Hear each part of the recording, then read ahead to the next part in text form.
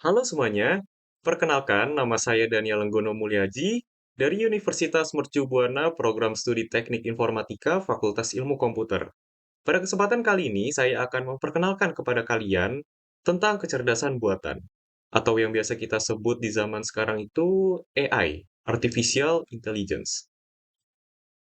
Kita mulai dari bab satu pendahuluan, yaitu latar belakang. Pada zaman yang modern ini, kecerdasan buatan telah menyusup ke hampir setiap aspek kehidupan kita, mulai dari algoritma rekomendasi di platform media sosial hingga sistem pengenalan suara di asisten virtual. Kecerdasan buatan telah mengubah cara kita belajar, bekerja, berinteraksi, dan lain-lain. Dalam konteks ini, pemahaman yang lebih baik tentang kecerdasan buatan menjadi penting bagi masyarakat umum. Pendidikan dan edukasi memegang peran sentral dalam memperkuat pemahaman masyarakat tentang kecerdasan buatan. Dari sekolah dasar hingga perguruan tinggi, diperlukan kurikulum yang memperkenalkan konsep-konsep dasar kecerdasan buatan. Selanjutnya, sejarah singkat tentang kecerdasan buatan. Pada awalnya, ide-ide George Boole, Alfred North Whitehead, dan Bertrand E.W. Russell membantu memahami logika matematika dalam konteks komputer. Alan Turing kemudian mengusulkan konsep mesin berpikir dan mengembangkan tes untuk menguji kecerdasan buatan. Pada tahun 1950-an, bahasa pemrograman baru muncul untuk membuat komputer bisa belajar dan membuat keputusan sendiri. Teknologi kecerdasan buatan terus berkembang, dengan kemajuan signifikan dalam pembelajaran mesin, logika kabur, dan algoritma genetik pada 1980-an.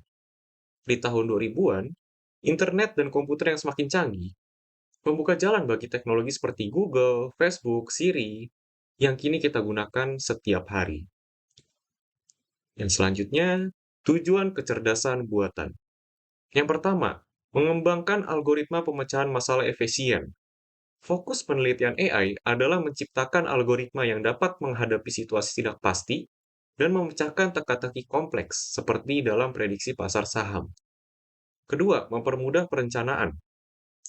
AI digunakan dalam perencanaan untuk mengoptimalkan kinerja sistem melalui analitik prediktif, analisis data, peramalan, dan model pengoptimalan.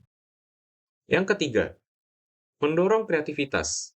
AI memfasilitasi kreativitas dengan menganalisis data besar, mempertimbangkan opsi, dan mengembangkan solusi kreatif untuk menyelesaikan tugas. Yang keempat, membangun sinergi manusia dan AI. Tujuan AI adalah menciptakan sinergi antara manusia dan AI, memungkinkan keduanya bekerja sama dan saling meningkatkan kemampuan. Yang terakhir, kelima, mendukung perbaikan berbagai aspek kehidupan. AI bertujuan mendukung peningkatan efisiensi di sektor-sektor berbeda, meningkatkan layanan kesehatan, mendukung keberlanjutan lingkungan, dan memperkuat sistem keamanan. Sekarang kita masuk ke bab 2, pembahasan, yaitu mengenal kecerdasan buatan. AI adalah simulasi kecerdasan manusia dalam mesin, memungkinkannya untuk bertindak atau berpikir seperti manusia. MacLeod dan Skell mendefinisikan AI sebagai mesin yang menampilkan perilaku cerdas seperti manusia. AI memerlukan data untuk belajar dan memperbaiki diri dengan proses learning, reasoning, dan self-correction. Contohnya, AlphaGo, belajar dari data pertandingan dan bermain sendiri untuk meningkatkan kinerjanya. Keunggulan AI termasuk kemampuannya untuk melakukan banyak simulasi sekaligus, seperti yang dilakukan AlphaGo, untuk menjadi juara Go. AI dapat berkontribusi pada 4 faktor, bertindak seperti manusia, berpikir seperti manusia, berpikir secara rasional, dan bertindak secara rasional. Selanjutnya, komponen utama kecerdasan buatan. Yang pertama, pembelajaran mesin. Komputer belajar dari pengalaman tanpa perlu diprogram secara spesifik, menggunakan pola data untuk prediksi. Yang kedua, pembelajaran mendalam. Komputer belajar dari data dengan jaringan saraf tiruan mirip otak manusia. Yang ketiga, jaringan saraf. Model matematika terinspirasi dari otak manusia, terdiri dari neuron terhubung. Yang keempat, komputasi kognitif.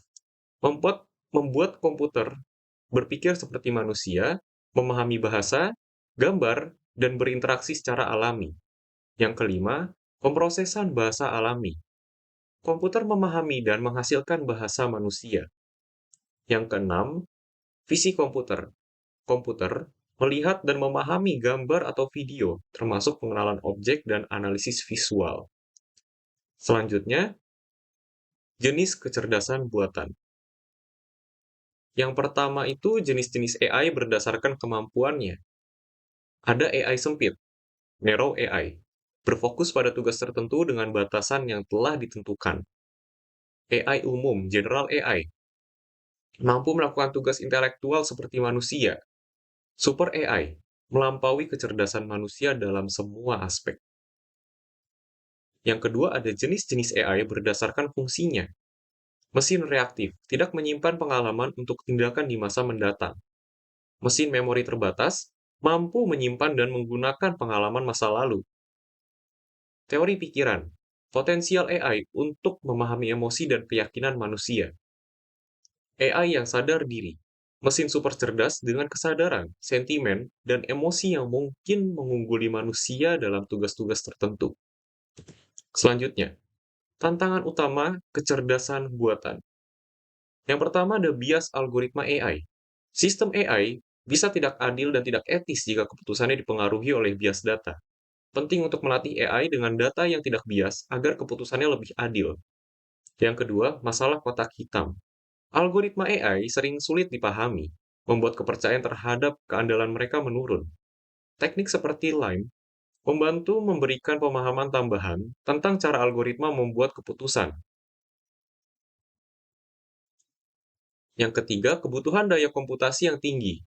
AI membutuhkan komputasi yang besar, terutama untuk model yang kompleks, yang sulit diterapkan di bidang seperti astronomi karena biaya dan keterbatasan infrastruktur.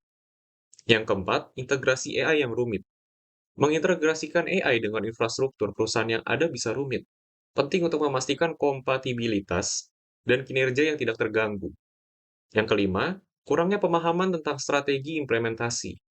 Bisnis perlu memahami cara efektif mengimplementasikan AI, mengidentifikasi area manfaat potensial, dan memahami tren yang ditawarkan AI. Dan yang terakhir, keenam, masalah hukum. Organisasi perlu memperhatikan masalah hukum terkait pengumpulan dan penggunaan data sensitif oleh AI, memastikan kepatuhan dengan undang-undang privasi dan regulasi lainnya. Selanjutnya, sedikit contoh penerapan kecerdasan buatan. Yang pertama ada Google Maps. AI di Google Maps mengenali lalu lintas dan menampilkan rute tercepat kepada kita. Kedua, Face Unlock, ponsel terbaru menggunakan AI untuk mengenali pola wajah pengguna. Yang ketiga, rekomendasi video di YouTube. AI menganalisis aktivitas pengguna untuk merekomendasikan konten serupa. 4. Fitur autocorrect. Ponsel dan aplikasi memiliki fitur autocorrect untuk perbaikan ejaan. Dan yang terakhir kelima, fitur spam di Gmail. Gmail menggunakan AI untuk menyaring email yang terdeteksi sebagai spam. Selanjutnya, kelebihan dan kekurangan kecerdasan buatan. Kelebihan dari kecerdasan buatan yaitu mengurangi human error. AI menghasilkan keputusan yang lebih berkonsisten dan akurat, mengurangi kesalahan manusia, membantu dalam pekerjaan berulang. AI membantu optimisasi tugas-tugas berulang, meningkatkan efisiensi, tersedia 24/7, atau tersedia 24 jam. AI dapat bekerja tanpa henti, meningkatkan produktivitas tanpa terkendala jam kerja manusia. Kekurangan dari kecerdasan buatan yaitu biaya yang tinggi. Biaya yang tinggi. Pembuatan dan pemeliharaan AI membutuhkan biaya besar untuk sumber daya, perawatan, dan pembaruan. Mengurangi produktivitas manusia. Kecanduan terhadap AI dapat membuat manusia menjadi kurang produktif dan cenderung pemalas. Menambah pengangguran. AI yang menggantikan pekerjaan manusia dapat menyebabkan peningkatan pengangguran karena efisiensi yang dianggap lebih baik oleh perusahaan. Sekarang kita masuk ke bab 3 penutup. Kesimpulannya, kecerdasan buatan atau AI telah memberikan dampak besar dalam kehidupan kita, mempengaruhi cara kita hidup, berinteraksi, dan bahkan meningkatkan pengalaman serta kenyamanan kita. Meskipun ada kekhawatiran tentang kemungkinan penggantian pekerjaan manusia oleh AI, kenyataannya AI membawa peluang baru dengan munculnya profesi seperti data scientist. Perkembangan AI yang terus berkembang menjanjikan perbaikan dan pengembangan yang lebih baik di masa depan. Oleh karena itu, penting bagi kita untuk terus memantau dan memperhatikan bagaimana AI dapat diintegrasikan secara positif dalam kehidupan kita, sambil tetap mempertimbangkan dampak yang terkait dengan penggunaannya. Dengan pendekatan yang bijaksana dan kolaboratif antara manusia dan AI, kita dapat mencapai hasil yang lebih baik untuk masa depan yang lebih cerah. Berikut ini daftar pustaka. Jadi, saya mengambil dari sumber-sumber berikut ini untuk merangkum menjadi presentasi tentang kecerdasan buatan. Dan terima kasih.